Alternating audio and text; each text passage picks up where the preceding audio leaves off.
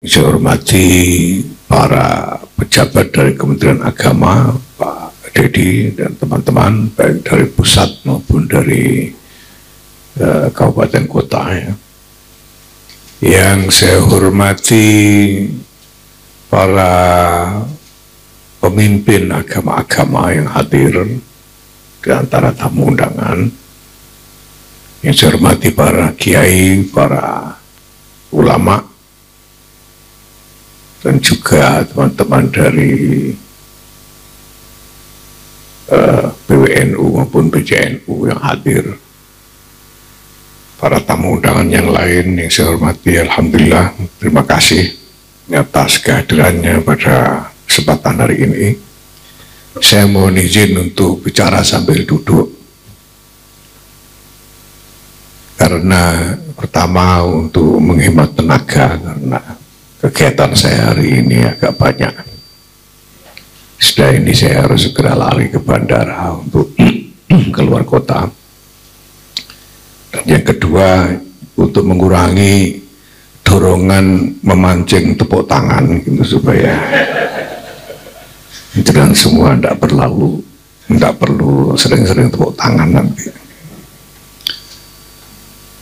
Bapak sekalian yang saya hormati,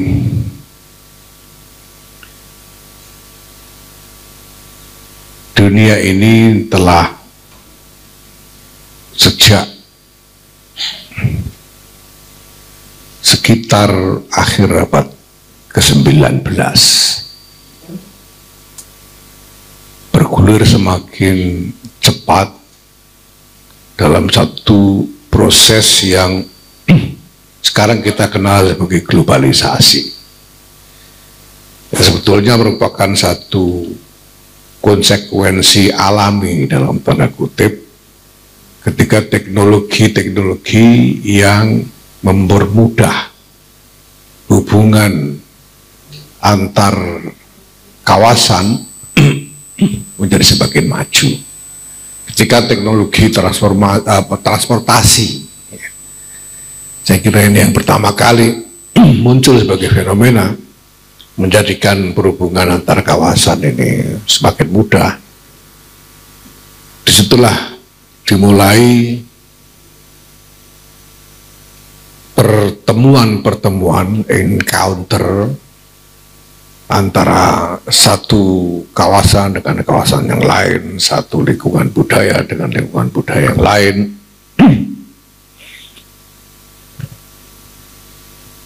Sedemikian rupa sehingga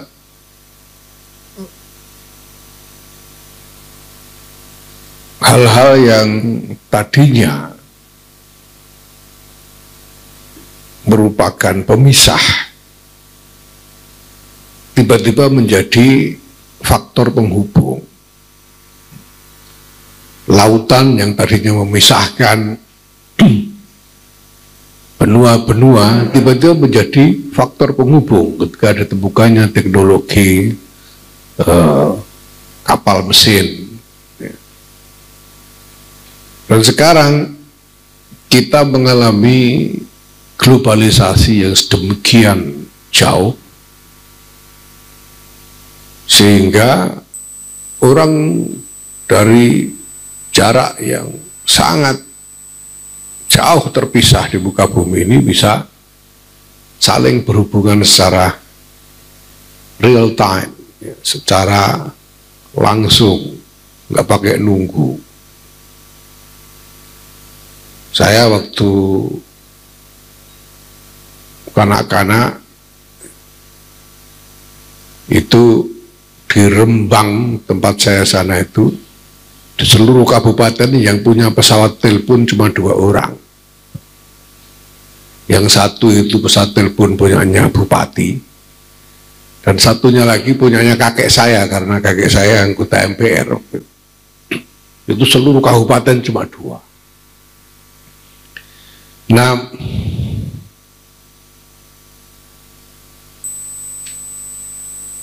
ibu saya dari Solo, dan di Solo sendiri, kota yang jauh lebih besar dari Rembang, itu juga tidak banyak yang punya pesawat telepon itu.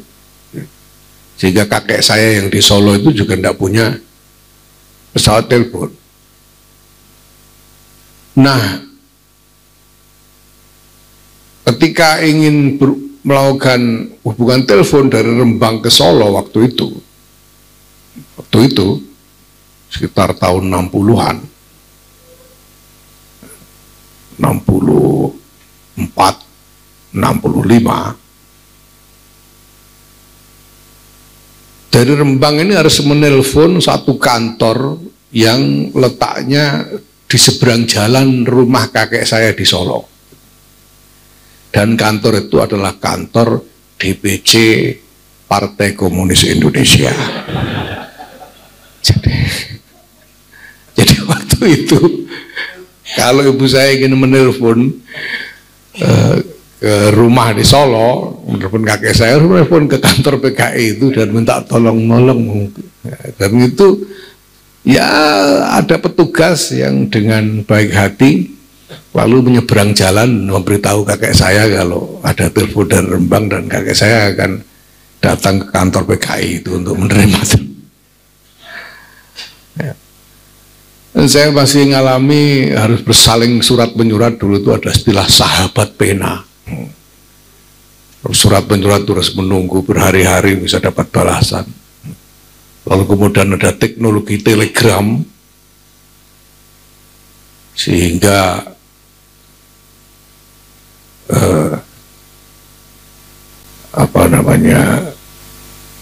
ada komunikasi yang lebih cepat, bisa langsung nyampe hari itu juga, tapi juga terbatas sekali karena bayarnya mahal waktu itu. Untuk ukuran waktu itu hitungannya per huruf dan tanda baca itu harus ditulis dengan kata gitu ya. Pada tanggal 34 nanti koma dan seterusnya. Nah, sekarang kita tahu berhubungan di antara sesama ini mudah sekali. Begitu cepat teknologi itu berkembang sehingga semakin lama semakin mudah. Tahun 99, saya ingat tahun 99 itu di antara semua aktivis NU di Jakarta yang saya kenal, itu yang punya HP satu-satunya itu baru Saifullah Yusuf. Yang lain belum punya. Saifullah Yusuf punya karena dia udah duluan kenal sama orang-orang kaya. Yang kita ini temannya masih sama-sama melaratnya semua, jadi belum. Ya, sekarang semua orang pegang. Nah, fenomena ini Bapak-Ibu sekalian adalah satu proses yang mengarah kepada terwujudnya dunia ini sebagai satu peradaban global yang tunggal. Dulu itu antara satu peradaban dan peradaban yang lain saling terpisah. Dan ketika bertemu, ada encounter antara satu peradaban dengan peradaban yang lain, itu biasanya yang terjadi ya konflik, perang. Ketika Persia ketemu dengan Romawi, perang. Ketika Macedonia di bawah Alexander the Great ya, bertemu dengan macam-macam peradaban yang lain, bertemu dengan Gordia, bertemu dengan peradaban-peradaban di Asia Tengah sampai Persia dan sampai ke India Barat. Semuanya dilalui dengan peperangan demi peperangan. Ketika dunia Arab Islam bertemu dengan Romawi, ya perang. Ketika bertemu dengan Persia, ya perang.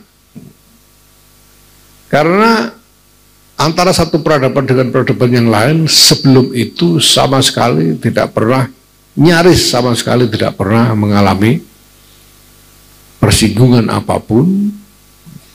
Sedangkan satu-satunya cara yang dikenal di dalam pertemuan antar peradaban itu adalah saling menaklukkan. Nah,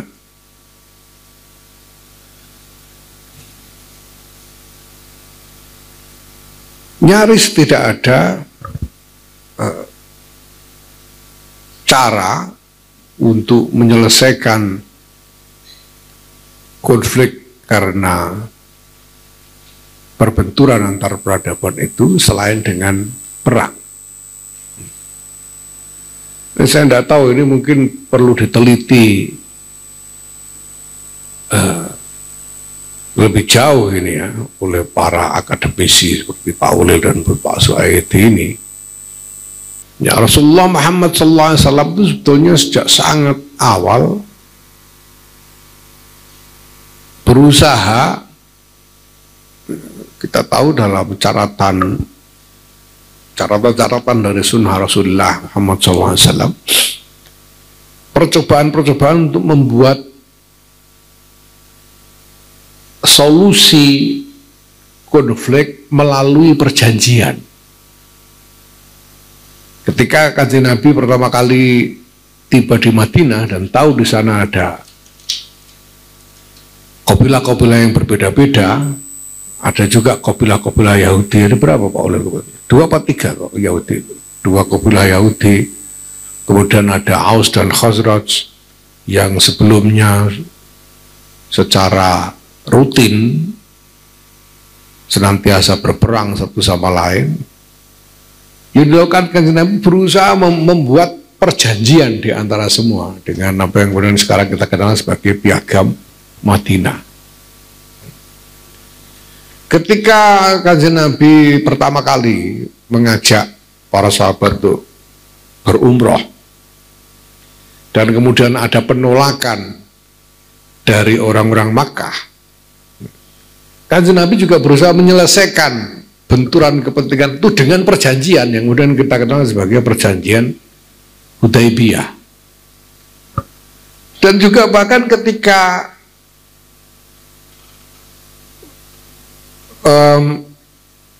orang-orang mukmin, orang-orang Muslim di dalam salah satu momentum sejarah bertemu dengan Romawi di Tabuk, di dalam perang Tabuk.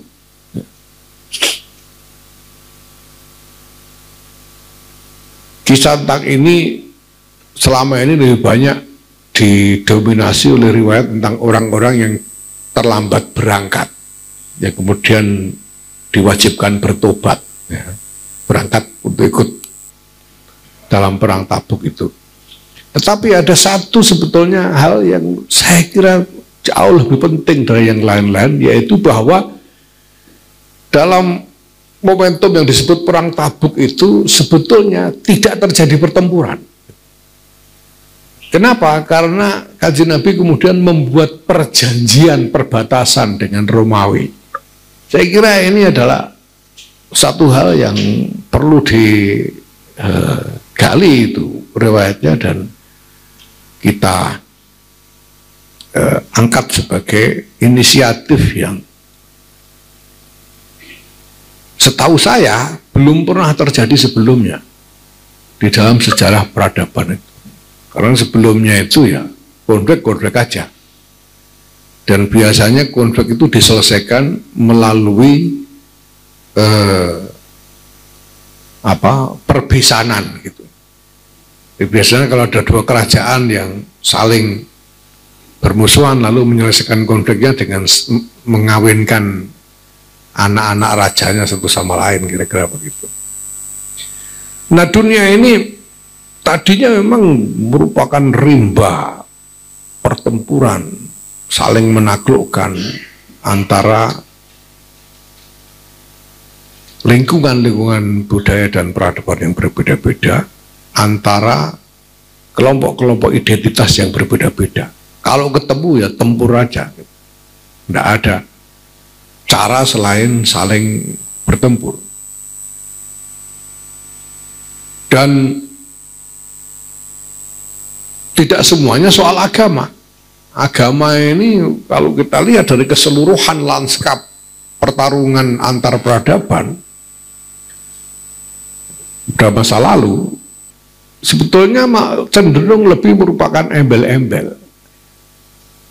Konflik yang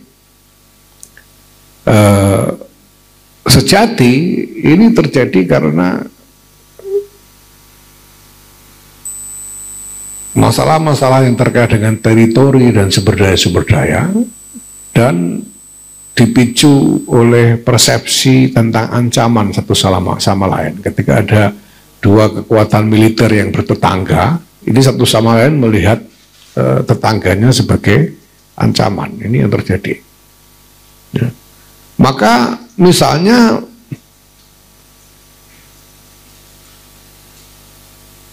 bukan hanya Islam melawan Kristen, peperangan itu berkobar di mana-mana, tetapi juga di antara sesama Kristen misalnya.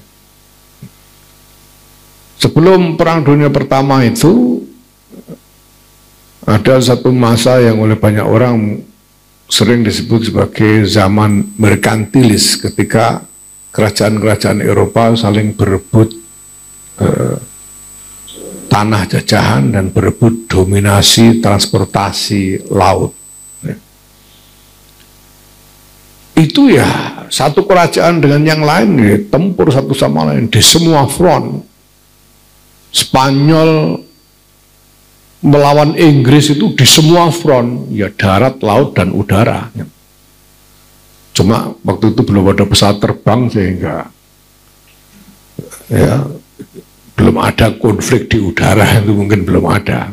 Tapi semua front. Kapal-kapal dagang itu kalau ketemu di laut dan benderanya beda ya tempur aja. Ya, sehingga kita kenal ada bajak laut itu karena itu.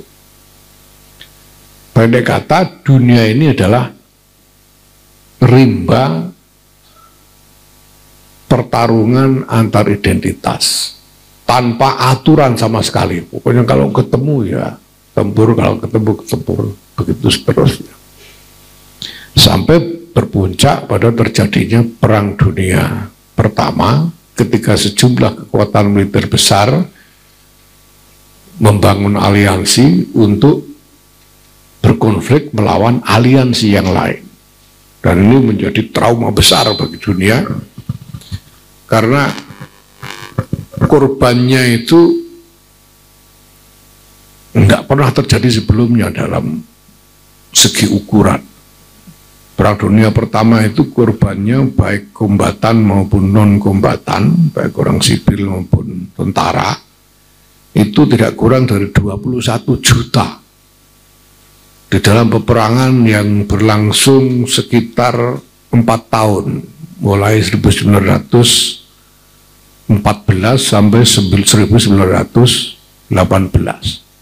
Perang 4 tahun, korbannya 21 juta. Dan ketika Perang Dunia berakhir, kita tahu siapa menang siapa kalah. Turki Utsmani yang berkoalisi, beraliansi dengan Prusia waktu itu kalah, dimenangkan oleh Inggris dan yang lain-lain, Inggris, Perancis dan lain-lain. Ya. Tapi konflik tidak berakhir dengan berakhirnya Perang Dunia Pertama. Konflik ini masih terus berlangsung satu sama lain di antara ini. Aliansi-aliansi ini sesudah Perang Dunia Pertama itu ya bubar, kemudian saling musuhan lagi satu sama lain. Sampai berpuncak lagi pada Perang Dunia Kedua yang berlangsung hanya dalam waktu 3 tahun, 1942 sampai 1945. Tapi karena perkembangan teknologi militer yang sudah jauh lebih maju, korbannya lebih dahsyat lagi. Karena menurut catatan tidak kurang dari 85 juta jiwa melayang sebagai korban dari Perang Dunia Kedua itu. Nah, kekhawatiran tentang konflik-konflik besar ini sebetulnya sudah muncul menjelang Perang Dunia Kedua itu. Sekurang-kurangnya sejak krisis ekonomi global pada waktu itu, krisis ekonomi internasional dimulai kira-kira 1933, yang membuat semua aktor-aktor global ini gelisah dan terdorong untuk mencari sumber-sumber ekonomi demi bertahan dari krisis. Memang luar biasa. Sehingga ancaman konflik itu begitu besar. Sehingga mulai ada sebetulnya forum-forum untuk mencari jalan keluar dari ancaman konflik besar itu. Tahun 1941 misalnya itu sempat digelar satu forum di Polandia untuk mencari jalan keluar dari konflik ini, yang sudah diantara pemikirannya itu sudah berisi juga gagasan tentang diperlukannya suatu tatanan internasional yang bisa lebih menjamin stabilitas dan keamanan global. Itu tahun 41 di Polandia. Tapi sebelum ini mewujud menjadi satu tawaran yang konkret, sudah keduluan pecah Perang Dunia Kedua tahun 1942 itu. Tapi concern tentang kebutuhan akan tatanan internasional itu tidak kemudian hilang. Dan justru trauma Perang Dunia Kedua ini menjadi dorongan yang lebih kuat untuk mewujudkan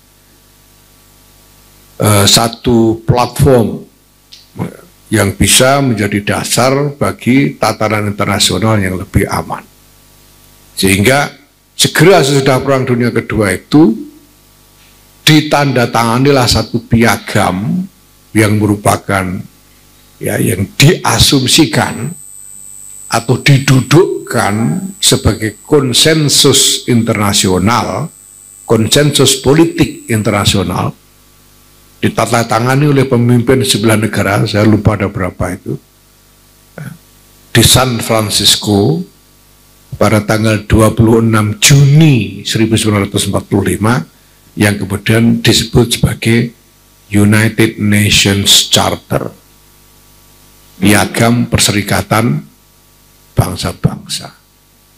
Dalam Piagam Perserikatan Bangsa-Bangsa itu ada dua komponen nilai yang menurut saya paling penting dan belum pernah dikenal sebelumnya. Yang pertama adalah nilai tentang kesetaraan martabat di antara sesama atau di antara bangsa-bangsa. Bahwa antara satu bangsa dengan bangsa lain ini martabatnya setara. Sehingga tidak bisa diterima lagi satu hubungan antar bangsa yang misalnya bersifat penjajahan, eksploitasi, dan lain sebagainya, seperti yang sudah terjadi sebelum itu. Di mana-mana terjadi. Kolonialisme itu merupakan fenomena global sebelumnya. Nah, ini yang pertama, jadi disepakati adanya nilai kesetaraan martabat di antara semua bangsa. Ini Masya Allah, ini menarik sekali karena kita bisa lihat bahwa gagasan-gagasan yang didiskusikan oleh para bapak pendiri bangsa kita pada waktu itu, yang sudah dimulai sebelumnya, ya. Piagam PBB itu ditandatangani 26 Juni 1945, tanggal 1 Juni 1945 itu Bung Karno sudah pidato tentang Pancasila. Dan elemen-elemen dasar dari ide tentang Indonesia merdeka itu sudah didiskusikan di BPUPKI. Itu dibentuk kapan tuh BPUPKI itu? Ya, nanti kita lihat. Jadi sebelum itu sudah diskusi. Nah, kita tahu hasilnya kemudian yang tertuang di dalam konstitusi hasil BPUPKI itu, dan di dalam pembukaan konstitusi Undang-Undang Dasar 1945 itu tegas sekali dinyatakan bahwa sesungguhnya kemerdekaan ialah hak segala bangsa, dan oleh sebab itu maka penjajahan di atas dunia harus dihapuskan karena tidak sesuai dengan peri kemanusiaan dan peri keadilan. Nah, Bapak Ibu sekalian, mulai dari situlah sebetulnya dunia ini dan kalangan agama-agama mulai terdorong untuk berpikir mencari jalan damai dalam hubungan satu sama lain. Karena hubungan sebelum itu adalah hubungan konflik di mana-mana. Bukan cuma Islam ketemu Kristen, Protestan ketemu Katolik juga konflik. Buddha ketemu Hindu konflik. Di mana-mana semuanya konflik.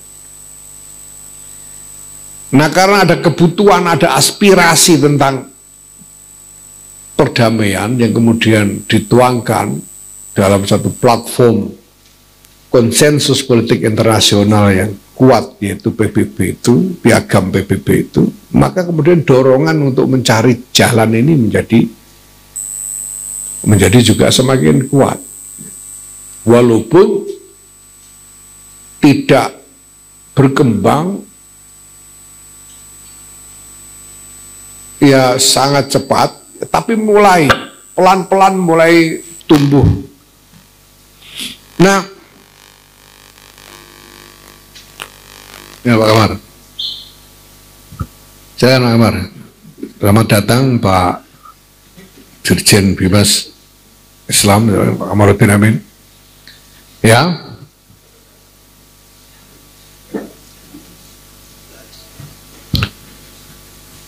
nah, buat kita di Indonesia ini juga disadari sebagai masalah.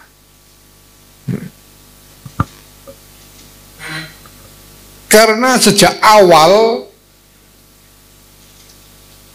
sesudah proklamasi kemerdekaan, segera sesudah proklamasi kemerdekaan, ini sudah mulai muncul kontroversi tentang pilihan dasar negara. Ada yang menuntut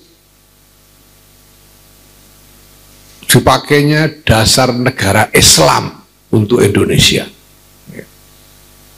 Ada yang memperjuangkan ideologi komunisme.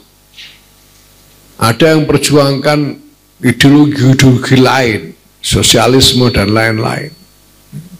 Dan ini menjadi masalah yang harus dihadapi oleh bangsa ini sejak sangat awal sesudah proklamasi kemerdekaan. Nah, dari waktu ke waktu semua orang merasakan ini sebagai ancaman, bahkan sampai hari ini. Dan di Indonesia ini fenomena-fenomena yang merupakan ancaman terhadap kesatuan seluruh masyarakat karena adanya tindakan dari satu kelompok tertentu yang di Indonesia ini yang paling sering ya dari kalangan Islam, itu sudah duluan terjadi sebelum yang lain-lain. Dunia internasional itu mulai ribut soal terorisme itu mulai kapan? Ya, kurang lebih kira-kira sejak munculnya Al-Qaeda, saya kira sekitar tahun 90-an kan, mulai ribut soal terorisme, radikalisme. Nah, kita sudah ngalami tahun 70-an itu di sini sudah terjadi pembacakan Woila oleh komando jihad, itu sudah terjadi. Dunia ribut soal pengoboman di mana-mana itu baru kapan? Di sini sudah terjadi pengoboman Borobudur oleh Habib Al-Habsyi, siapa? Husain Al-Habsyi. Bom Borobudur. Ya. Jadi di sini pun sudah terjadi sejak awal. Nah, tahun 80-an kira-kira itu mulai ada dipromosikan satu aktivisme baru, yaitu dialog antar agama. Itu marak sekali. Dan wah, saya kira banyak di antara kita ini yang sudah mulai ikut-ikutan sejak tahun-tahun itu. Pak Ulil saya ini sejak tahun akhir 80-an itu sudah jadi aktivis dialog antar agama. Udah mau ketemu. Jadi kalau cuma sama pastor-pastor, romo-romo udah hopeng semua kita dari dulu tuh, sama pendeta-pendeta Buddha itu. Karena terus menerus sampai belenger. Nah, tapi setelah sekian lama kita itu kan lalu ya mau tidak mau namanya hidup sekian lama dengan satu cara tertentu itu kan kita lama-lama ya mikir apa gunanya ini gitu loh. Ini sebetulnya apa yang kita harapkan dari semua ini. Nah, karena apa? Kenyataannya masalah konflik antar kelompok agama yang berbeda ini juga tidak kunjung mereda. Tahun 2017 itu ada kunjungan dari Wakil Presiden Amerika waktu itu Mike Pence ke Indonesia dan kemudian dibuatkan forum dialog antar agama di Masjid Istiqlal 2017. Dan saya diperintahkan untuk ikut mewakili PBNU waktu itu. Nah, ya seperti biasa, ini banyaklah aktivis interfaith dialog di sini, ini banyak tukang dialog itu. Seperti biasanya isinya ya seperti pertama itu klarifikasi tentang agama masing-masing. Bahwa agama saya ini tidak suka kekerasan. Bahwa agama kami ini penuh kasih sayang. Agama kami ini mempromosikan penghormatan kepada kelompok agama yang lain. Semua ngomong begitu toh. Itu mulai tahun 80-an sampai tahun 2017 itu ngomongnya begitu terus.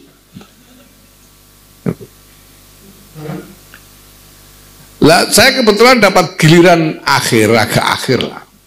Saya bilang waktu itu, dan cara yang baru itu menurut saya harus kita mulai dengan kejujuran. Ya. Saya tidak punya kecepatan untuk mengelaborasi lebih jauh. Ya. Tapi yang saya maksud kejujuran adalah kejujuran tentang apa isi agama kita ini dan apa yang sudah dilakukan oleh kalangan agama kita masing-masing sepanjang sejarah. Apakah Islam itu agama kasih sayang yang anti kekerasan, yang menghargai perbedaan? Ya. Dan kita mutlak mempercayai itu sambil menutup mata terhadap sejarah peperangan-peperangan yang dilakukan oleh kalangan Muslim, bahkan sejak zaman Rasulullah Muhammad SAW. Kemudian Kristen juga akan mengatakan kami agama kami di bawah kasih Yesus tidak akan. Kalau itu lalu menutup mata terhadap kolonialisme yang dilakukan oleh kerajaan-kerajaan Kristen, ya, menutup mata terhadap apa yang dilakukan oleh the Knight of Templars di dalam perang salib ketika mereka masuk Yerusalem dan membunuh semua yang bernyawa di Yerusalem. Ini sejarah. Ini berasal dari mana? Dan semua tahu bahwa itu dilakukan atas nama agama sebagai pengamalan dari ajaran-ajaran agama. Lalu ini sebetulnya masalahnya di mana? Ya kita harus lebih jujur. Ya. Nah sehingga kalau kita lebih jujur, itu nanti kita bisa jadi lebih adil melihat masalah itu. Memang bahwa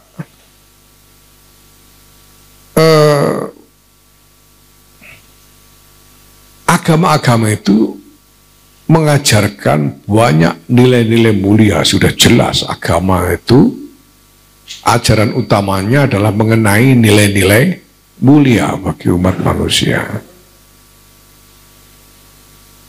Nabi sendiri mengatakan liutammima makarimal akhlak. Ya, tetapi ada norma-norma operasional norma-norma operasional yang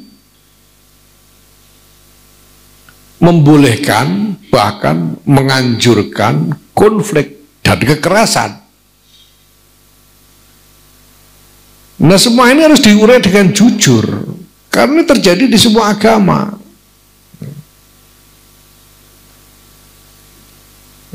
Di dalam Islam juga begitu, dalam agama Kristen saya kira juga ada begitu kalau dibuka Injil itu. Di dalam agama Yahudi juga sama. Nah, ini harus dilihat dengan jujur. Nah, maka pertama-tama yang kita tawarkan dengan wacana tentang humanitarian Islam ini, humanitarian Islam itu seperti tadi dikatakan oleh Pak Ginanjar, terminologi asalnya dalam bahasa Arab sebetulnya al-Islam lil insaniyah. Kalau di Indonesia kan jadi Islam untuk kemanusiaan. Kalau di Inggris kan ya harusnya jadi Islam for humanity. Ya. Tapi ketika ini kita tawarkan pada teman-teman yang orang-orang Inggris beneran, kalau ini kan Inggris-Inggris yang belajar belakangan lah. Ya. Teman-teman yang orang Inggris beneran itu lalu menyampaikan concern mereka, wah kalau Islam for humanity itu bagi orang Barat khususnya itu kedengarannya seperti kita mau menuntut seluruh umat manusia suruh masuk Islam semua, katanya bilang, dan itu masalah. Katanya. Lalu gimana enaknya? Ya sudah kita pelintir dikit, gitu. Dipelintir dikit jadi humanitarian Islam itu. Tapi yang kita maksudkan pada dasarnya adalah Islam yang melayani seluruh umat manusia, bukan hanya melayani kelompok umat Islam saja, tapi melayani seluruh umat manusia. Ini persis seperti mandat yang diberikan kepada Rasulullah Muhammad SAW, ma arsalnaka illa rahmatan lil alamin, untuk semua. Untuk sebab itu dalam arti bahwa Islam ya harus berpikir tentang cara untuk mengupayakan maslahat bagi semua, bukan hanya kelompok Islam saja. Nah, maka kita perlu mengurai sebetulnya yang kita hadapi, yang dihadapi oleh Islam dari waktu ke waktu itu sebetulnya nature-nya seperti apa, sehingga muncul perilaku misalnya tindakan-tindakan ya peperangan, kekerasan dan lain sebagainya. Dan kenapa sekarang kita semua merasa harus mempromosikan gagasan-gagasan tentang perdamaian? Ini harus kita pahami betul asal-usulnya dari mana. Nah, saya kira kalau kita lihat sejarah, kalau kita lihat konteks kesejarahan dari setiap momentum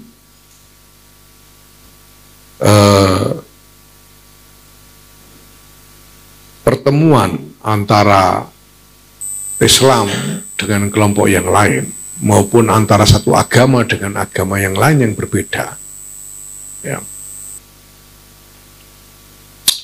Pada dasarnya ini merupakan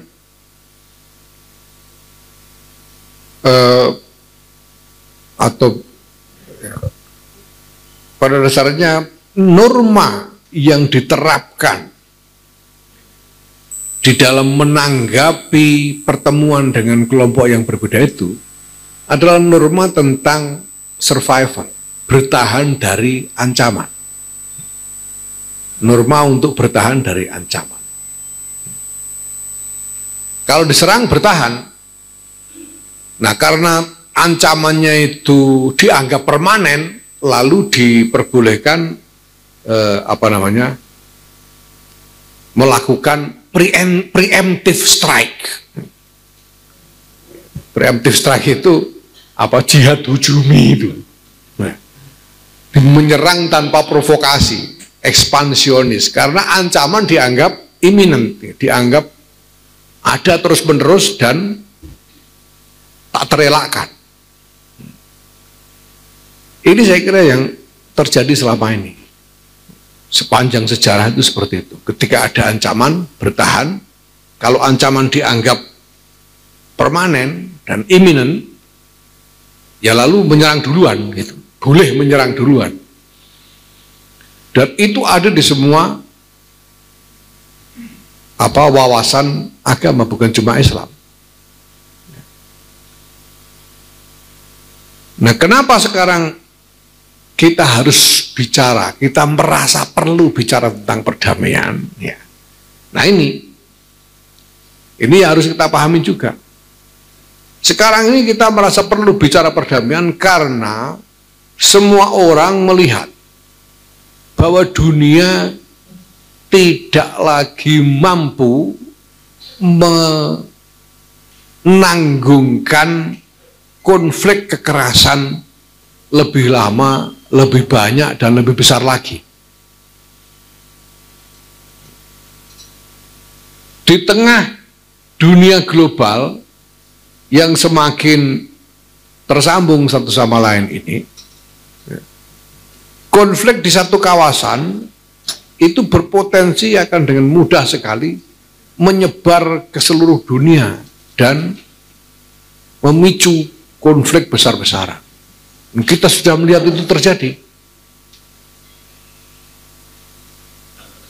Konflik Rusia-Ukraina itu orang Indonesia nggak ikut-ikutan, ya nggak ikut tembak-tembakan, nggak ikut apa-apa, tapi kita ikut menanggung akibatnya. Kita jadi ikut melarat gara-gara konflik Rusia-Ukraina. Nah, apalagi kalau konflik itu diberi nuansa agama, itu kekerasannya langsung menyebar, seperti yang terjadi di Palestina. Ini sudah terjadi sekarang. Konflik Israel-Palestina ini dengan mudah lalu sekali satu menyerang, satu membalas, yang lain ikut. Hezbollah di Lebanon ikut, sebelum itu Al-Houthi di Yaman ikut melibatkan diri, dan sekarang Iran. Dan ke depan mana lagi? Dan Israel juga semakin luas engagement perangnya dengan negara yang lain. Tiba-tiba dia menyerang satu pangkalan di Syria, di Damaskus, dan seterusnya. Nah, ini kalau diteruskan, ya secara potensial dia akan berhenti, akan merembet kemana-mana. Sekarang semua orang ngamuk. Di Amerika aja banyak orang ngamuk, apalagi di Indonesia ini sudah banyak yang gedem-gedem. Nah, ini semualah yang kemudian mendorong kita untuk berpikir tentang sebetulnya jalan keluar dari semua ini apa. Nah, gagasan tentang humanitarian Islam sebagai wacana ini dimulai dari seruan untuk bersikap lebih jujur tentang sejarah dan tentang isi dari wawasan keagamaan kita. Untuk kemudian dari situ kita berpikir, nah apa saja yang perlu dilakukan supaya dorongan konflik itu bisa dicegah. Nah, di dalam deklarasi yang kita sebut sebagai deklarasi humanitarian Islam, itu kita mendorong satu gagasan tentang rekontekstualisasi wawasan keagamaan. Bahkan rekontekstualisasi ortodoksi. Untuk menghasilkan satu wawasan yang baru, karena adanya perubahan konteks realitas.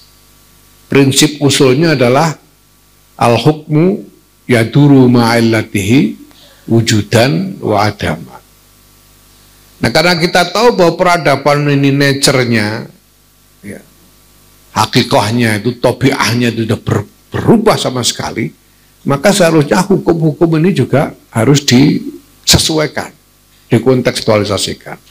Dan ini sebetulnya merupakan kelanjutan dari apa yang sudah dimulai sejak lama. Tahun 89 dalam muktamar di Krapyak, Jogja itu, muktamar NU ke-27, 27 di Krapyak, Jogja 89. Itu sudah ada keputusan muktamar yang menyatakan bahwa fikih harus dikontekstualisasikan dengan perkembangan zaman. Itu sudah ada. Nah, ini yang kemudian kita bawa. Nah, sehingga ketika dulu itu jelas di dalam kitab-kitab kita bahwa orang kafir itu harus diperangi, kan gitu. Ini mau nggak ngaku nggak bisa, saya juga tahu kok, saya juga sama ngajinya kok. Jelas-jelas di kitab-kitab kita itu disebutkan bahwa orang kafir itu boleh diperangi. Bahkan dinyatakan bahwa al-aslu fil kafir halalud dami wal mal illa liman lahul aman minal imam, kan begitu. Ini kiai-kiai sini mau mengelak nggak bisa, saya juga ngaji sama-sama ngertinya. Nah, ini fikih dan masih dianggap muktabar loh itu, kan masih dianggap muktabar sampai sekarang. Ya. Ada lagi ya, ini yang paling saya senangi sebagai ilustrasi karena sangat mencolok di salah satu kitab yang judulnya Kifayatul Akhyar. Itu kitab yang populer sekali, hampir di semua pesantren dipakai ngaji itu. Kifayatul Akhyar itu.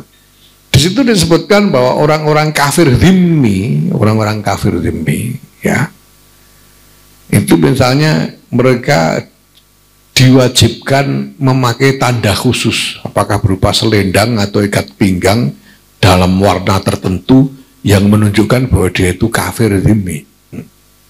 Kafir dhimmi tidak boleh naik kendaraan, kemana-mana harus jalan kaki.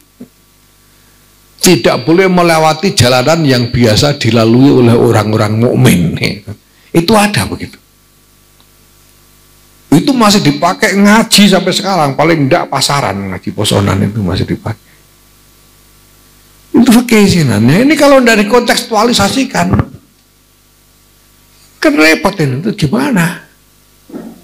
Nah, kalau dikontekstualisasikan, lalu dikontekstualisasikan dengan apa, atas dasar apa? Sekarang ini loh, kita mau melarang, memerangi orang kafir, dasarnya apa coba? Kan harus dipikir. Wong ini harus didasarkan pada pemikiran yang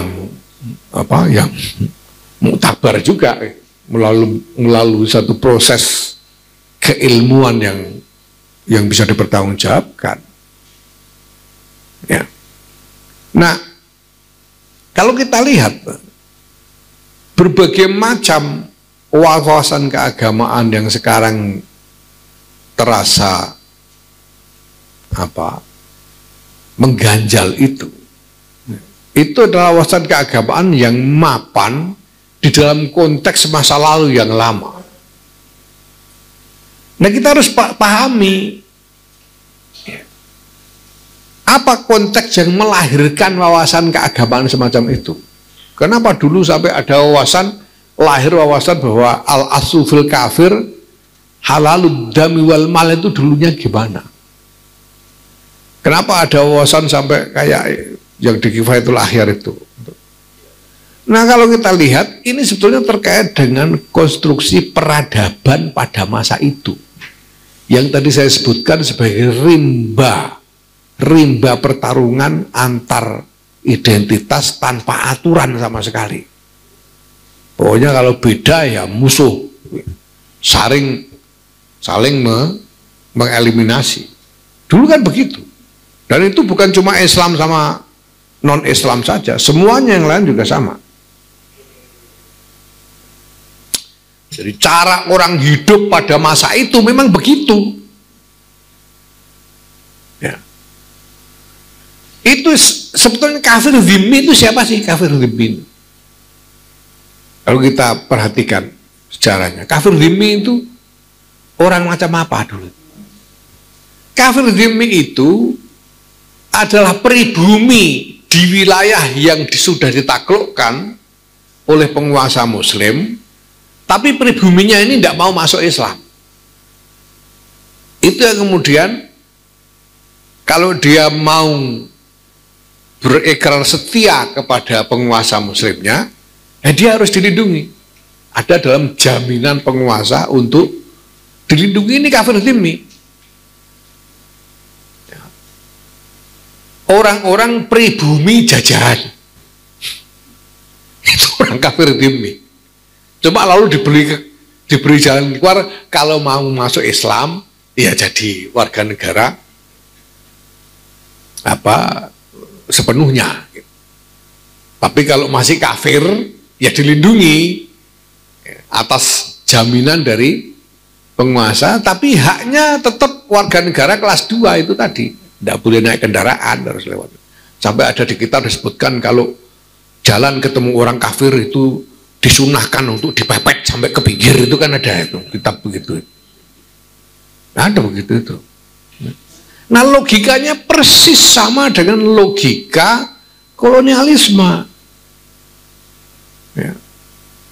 Kolonial Belanda di Nusantara itu dulu itu sama. Orang pribumi ini kenapa ini siapa pribumi ini? Pribumi ini adalah orang-orang yang tidak mau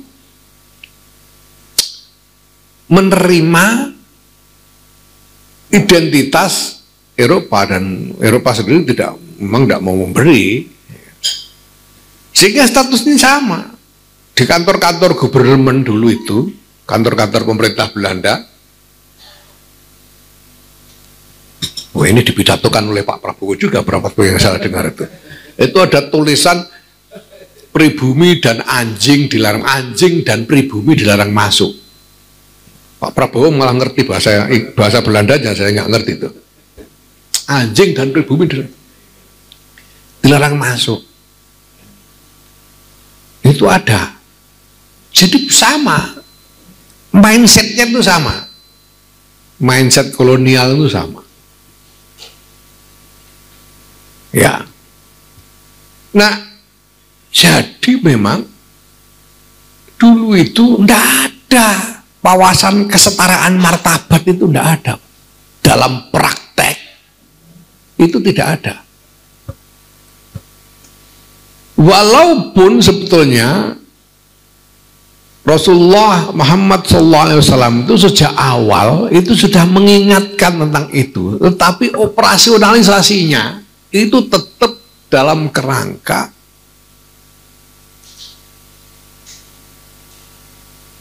kelompok identitas, kepentingan kelompok identitas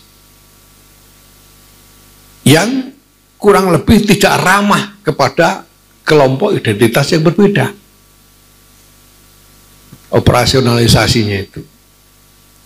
Ya. Kanjeng Nabi sudah mengatakan, ayyuhan nas, ala inna rabbakum wahid wa abakum wahid. Ala la fadla li arabiyyin ala ajamiyyin. Wala li ajamiyyin ala arabiyyin. La fadla li ahmar ala aswad. Wali aswad ala ahmar. Wahai umat manusia, ingat Tuhan kalian satu, Bapak kalian satu, Adam. Makanya tahun 1984 itu Kiai Ahmad Siddiq kemudian membangun kerangka keagamaan tentang apa yang disebut ukhuwah basyariyah itu. Persaudaraan kemanusiaan, inna rabbakum wahid wa abakum wahid. Yang ini kemudian diambil oleh Paus Fransiskus dan Syekh Ahmad At-Thayyib untuk jadikan deklarasi tersendiri yang disebut Document of Human Fraternity itu, dengan sebutan ukhuwah insaniyah. Itu sinonim aja dari ukhuwah basyariyah. Jadi Paus Fransiskus dan Syekh Thayyib ini telat 35 tahun dari Kiai Ahmad Siddiq itu. Karena Kiai Ahmad Siddiq itu tahun 84 ya, Paus dan Setoe baru tahun 2019. Nah, ala kulli hal itu sebetulnya sudah disampaikan sejak awal, tapi karena dinamika peradaban yang sedemikian rupa, yang konstruksinya itu memang konstruksi hutan belantara rimba pertarungan antar identitas tanpa aturan, ya sudah, yang nilai operasionalnya yang nilai konflik. Ya. Sampai dinyatakan bahwa jihad hujumi itu fardu kifayah sekurang-kurangnya setahun sekali. Itu di Anah itu ada. Karena apa ya? Itu konstruksi peradabannya begitu. Nah, maka kita harus pikirkan, kalau kita sekarang harus berpikir berbeda, ini karena apa? Ya, kita bisa katakan karena konstruksi peradaban kita hari ini berbeda. Berbedanya karena apa? Berbedanya karena kita sekarang punya satu konsensus internasional, yaitu piagam PBB itu, walaupun belum terimplementasikan dengan sempurna. Jadi kita ingin menawarkan satu alur logika yang lebih adil untuk semua orang, baik muslim maupun non-muslim, bahwa membangun tatanan internasional yang adil dan harmonis itu penting, supaya kita tetap bisa, supaya kita bisa menghindar dari konflik yang meruntuhkan dan menghancurkan semuanya. Tahun 90-an itu ada laporan yang mengatakan bahwa jumlah hulu ledak nuklir yang sudah dibuat oleh berbagai negara, itu Amerika, Soviet, Rusia, dan lain-lain, termasuk Israel dan lain-lain, itu kalau diledakkan semua, itu cukup untuk meledakkan planet bumi ini 6 kali jumlah hulu ledak nuklirnya. Nah, kenapa kok orang kok berlomba-lomba bikin hulu ledak nuklir macam begitu? Ya karena melihat yang lain bikin, sini bikin, sana bikin, sini bikin lagi. Sampai nggak ngitung bahwa ini sudah kelebihan ini gitu. Sudah bisa dipakai untuk meledakkan planet bumi ini 6 kali, itu buat apa coba gitu. Tapi apapun keadaannya, kita sudah pernah punya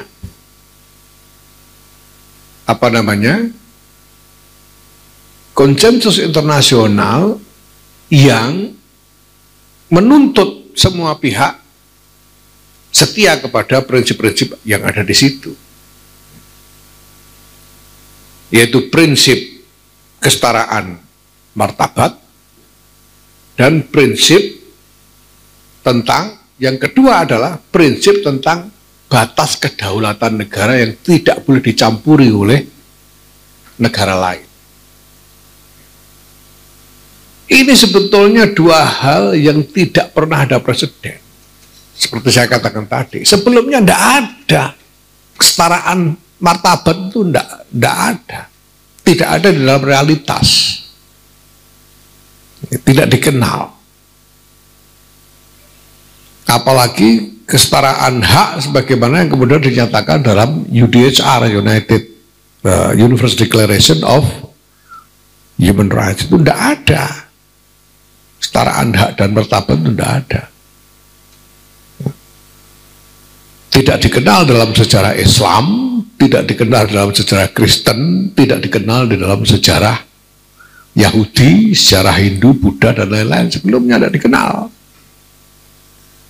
Itu semua harus baru dikenal setelah konsensus internasional. Ya.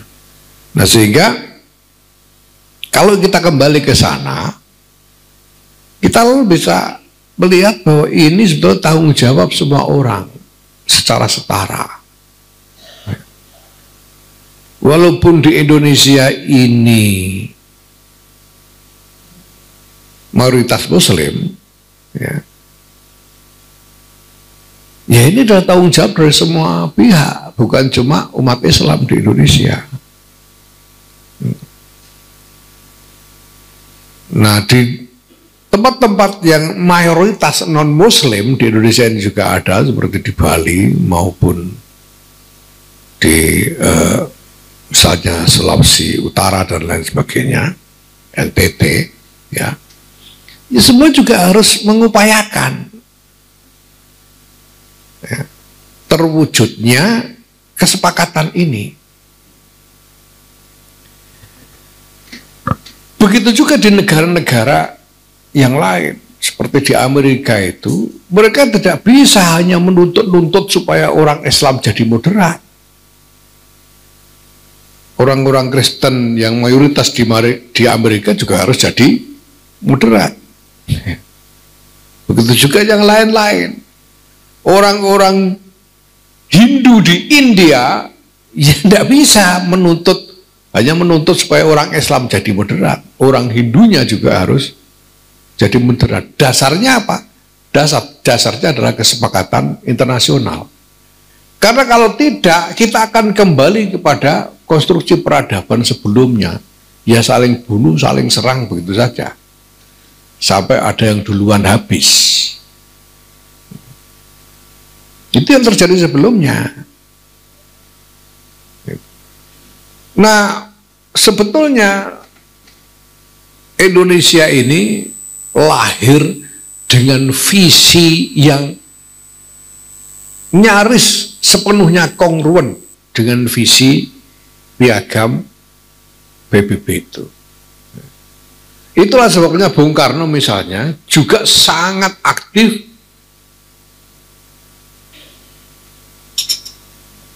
mempromosikan visi Indonesia ini ke dunia internasional. Kita lihat pidato-pidato Bung Karno di forum-forum PBB dan juga inisiatif-inisiatif politik internasional yang sangat monumental.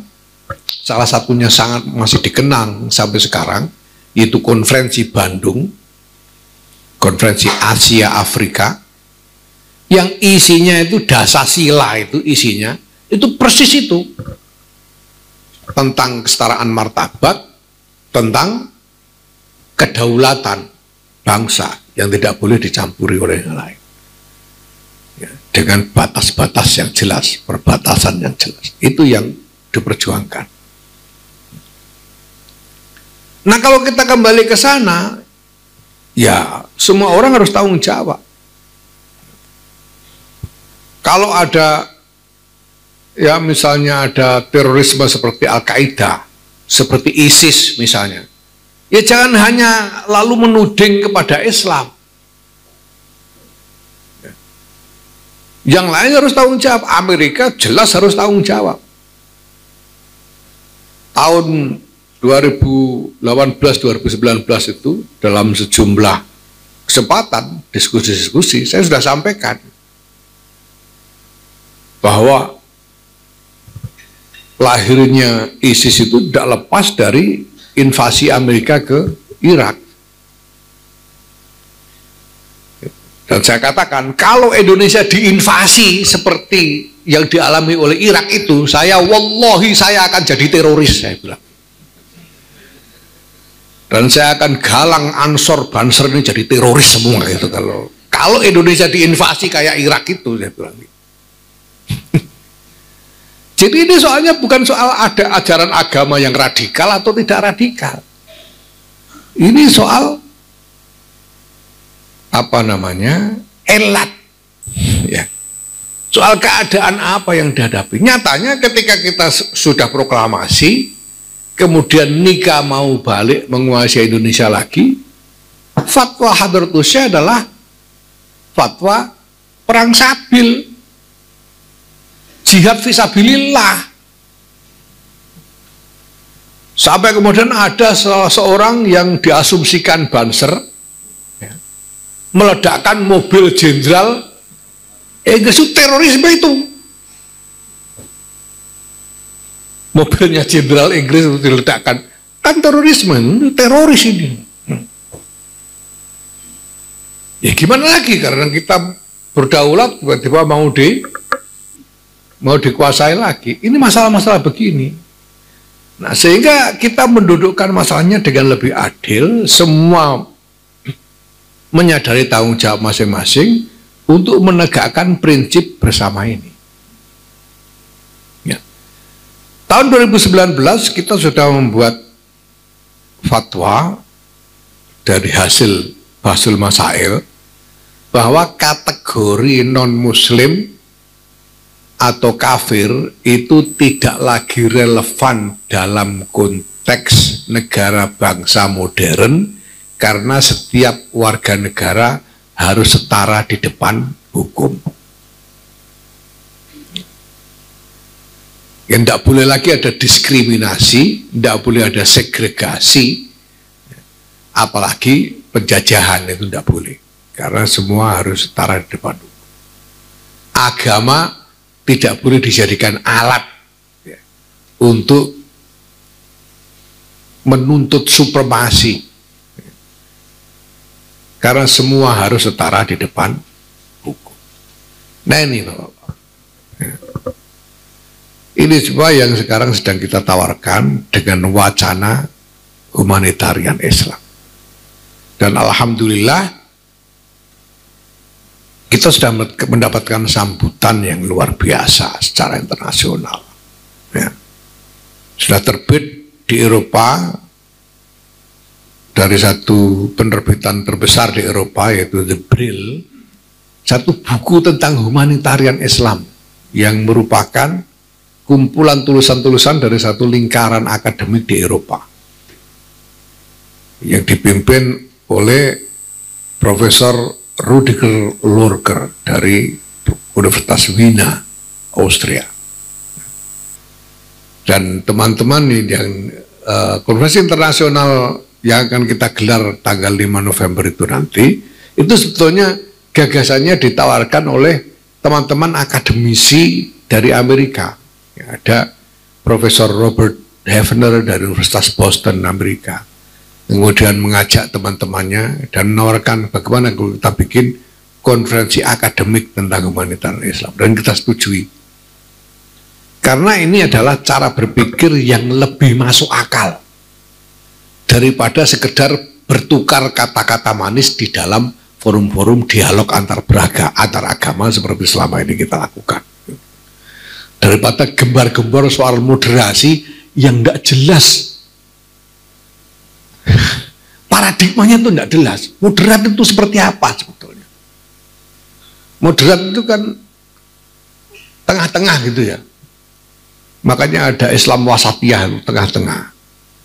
Tengah-tengah itu kalau suhu itu ya kira-kira semelenget gitu. Enggak sampai, enggak, kalau orang Jawa bilang itu semelenget.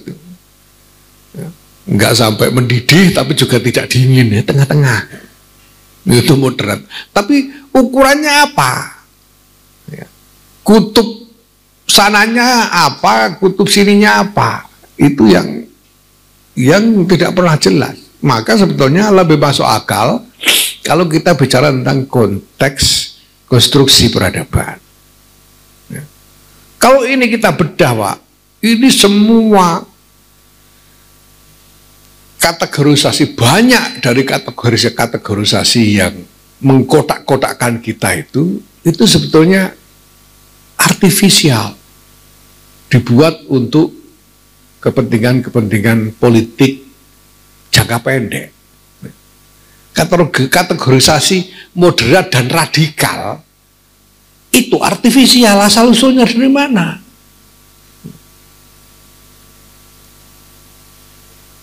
Kalau kita ini dulu tidak radikal, Indonesia itu tidak jadi merdeka, Pak. Indonesia ini jadi merdeka beneran karena kita radikal, ekstrim kita dulu itu. Perang sabil gitu. Kalau kita dulu moderat, ya sudah enggak apa-apa. Inggris datang lagi, Belanda, kita harmonis saja. Ya enggak jadi Indonesia gimana? Gitu. Nah, sehingga kalau sekarang kita kotak-kotakan lagi soal ini, ya ini jadi kita bisa melihat bahwa ini artifisial sekali. Sementara kita ini sebetulnya sudah punya landasan yang workable, yang bisa dipakai untuk memelihara harmoni di antara kita. Yaitu apa? Ya Pancasila dan Undang-Undang Dasar 45. Yang merupakan kesepakatan kita, kontrak kita sebagai bangsa. Jadi kalau saya ditanya kenapa saya tidak memerangi umat Kristen di Indonesia ini, ya kita terikat Pancasila UUD 45. Dan di dalam Islam kita wajib memenuhi apa yang sudah kita sepakati dalam perjanjian. An-nas ala syurutihim. Kalau kita sudah sepakat, ya kita harus tunduk pada kesepakatan itu. Itu syariat sudah. Nah, hal begini nih yang kita luruskan supaya kita beres.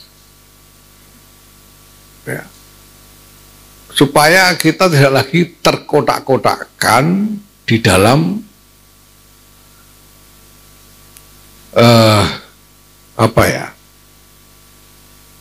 batasan-batasan yang sebetulnya dibuat-buat, yang tidak asli. Tidak asli dari sononya, dibuat-buat aja karena satu konteks kepentingan politik tertentu. Nah sekarang kita lihat apa namanya, ini mohon maaf saya komentar dikit aja deh soal kabinet Pak Prabowo ini ya. Kita bisa lihat bahwa dalam kabinet Pak Prabowo ini kan semua dibawa masuk, semuanya nggak ada yang tertinggal. Saya senang karena saya berharap bahwa ini adalah upaya awal untuk apa? Untuk membongkar sekat-sekat artifisial itu. Bahwa sebetulnya sekat antar agama itu tidak sungguh-sungguh ada. Kita sudah sepakat negara Pancasila kok. Apalagi sekat antara kelompok Islam radikal dan kelompok Islam moderat, itu sekat yang palsu. Kita sama-sama umat Islam. Sekat antara NU dan Muhammadiyah itu artifisial gara-gara bikin organisasi itu. Kalau tidak ada organisasinya ya tidak ada sekat gitu loh. Ya. Nah sehingga pemisahan yang kemudian diarahkan pada kompetisi hostile competition, ya, kompetisi yang tidak saling ramah satu sama lain, ini sebetulnya tidak perlu. Nah mudah-mudahan ke sana arahnya, mudah-mudahan. Ya kalau dari artikulasi dari Presiden Prabowo sih, ya kelihatannya mau ke sana gitu. Supaya kita kembali lagi, sekat-sekat palsu ini kita hilangkan, kita kembali bareng-bareng lagi dan berpikir lebih rasional tentang apa yang kita butuhkan bagi bangsa dan negara. Ya. Nah kemarin ada yang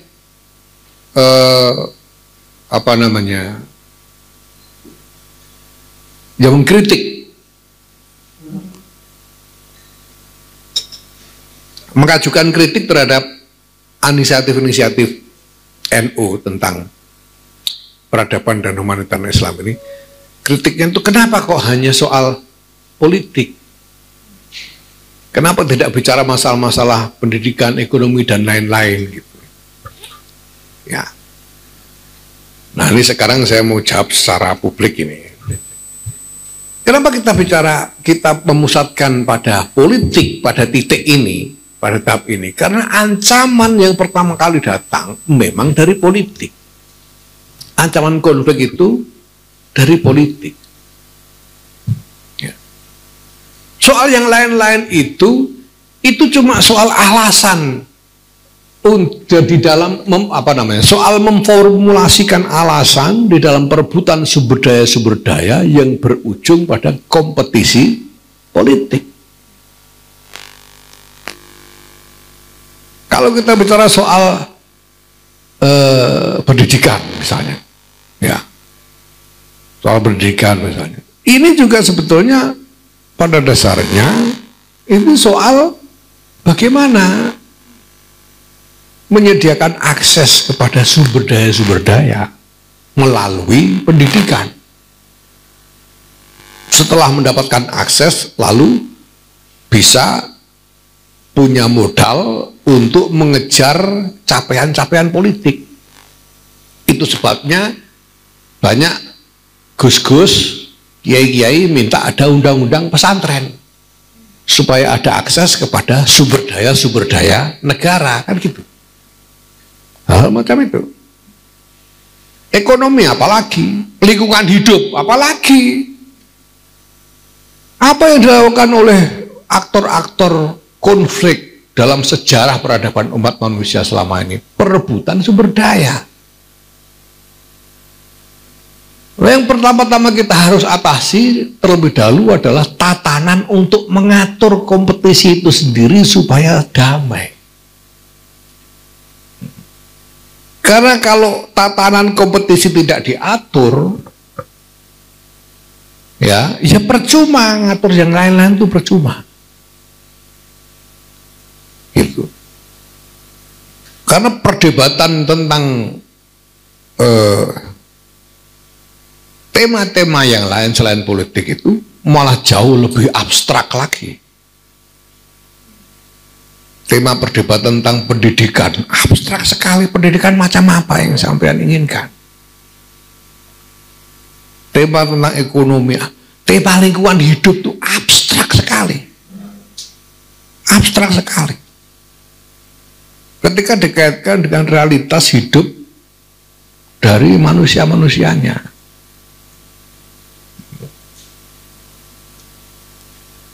Ya sekarang aja ya, contoh ketika NU dapat konsesi tambang misalnya, itu kan ribut orang-orang itu.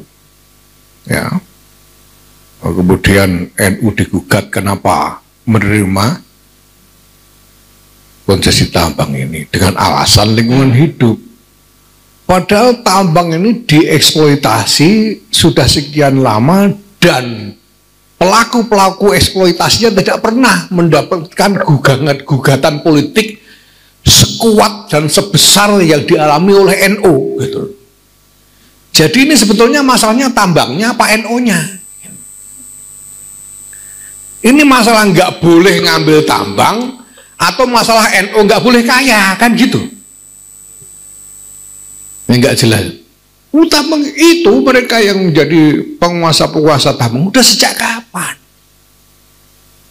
Dan sudah jadi kayak apa? Jangan-jangan duit mereka itu kalau dikumpulkan sudah cukup buat memberi negara kesatuan Republik Indonesia ini.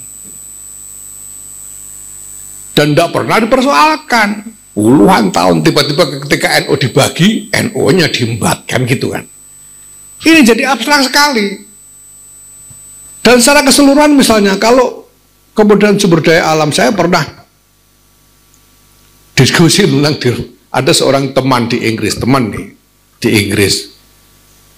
ngobrol dengan saya dan dia mengecam deforestasi di Indonesia. Ya ini karena obrolan informal aja, deforestasi berapa juta hutan kalian. Terus saya bilang, kamu itu tidak punya posisi moral untuk ngomong deforestasi. Saya bilang, kenapa? Di Inggris sudah tidak ada hutan sama sekali. Kalian sudah habisi hutan kalian lah. Sekarang kami tidak boleh mengeksploitasi sumber daya. Ya sebagai obrolan ringan aja di antara teman. Ini kenapa? Karena memang perebutan kompetisi untuk merebutkan sumber daya itu di mana-mana pasti terjadi dan akan memicu perbenturan politik. Gitu. Ya, kayak di NU itu sekarang teman-teman NU yang menggugat terima tambang itu pasti bukan orang PBNU. pasti bukan pengurus PBNU. Kalau pengurus PBNU-nya mereka, ganti kita yang mengecam, kan gitu. Kira-kira kan begitu. Karena ini soal penguasaan sumber daya gitu. Ini sama. Sekarang yang mengecam soal climate change ini dan itu semua inisiatifnya datang dari Barat, terutama dari Eropa. Kenapa? Karena Eropa sudah tidak punya apa-apa sama sekali dalam hal sumber daya alam. Eropa itu digali tanahnya nggak ada apa-apanya. Mau nanam pohon nggak ada tempatnya. Maka supaya yang lain tidak menjadi lebih kaya, dia bikin isu climate change supaya yang lain nggak jadi kaya gitu loh, supaya dia tetap dia yang kaya. Kira-kira gitulah mainnya. Ini semua politik. Maka pertama-tama ya kita harus melihat politik dan kompetisi politik itu sebagai sesuatu yang tak terelakkan dan akan terus-menerus terjadi. Itu yang pertama-tama harus kita tata dulu. Kita sepakati tatanannya. Dan landasannya sudah ada. Nah, tinggal ke depan ya bagaimana kita mendorong inisiatif-inisiatif yang lebih kuat supaya sungguh-sungguh terwujud suatu tatanan internasional yang sungguh-sungguh adil dan harmonis yang ditegakkan di atas prinsip penghormatan terhadap kesetaraan hak dan martabat bagi setiap manusia. Ini. Bapak-Ibu sekalian saya hormati, alhamdulillah ya sampai sejak mulai sampai sekarang tadi tidak ada tepuk tangan sehingga saya bisa menyelamatkan.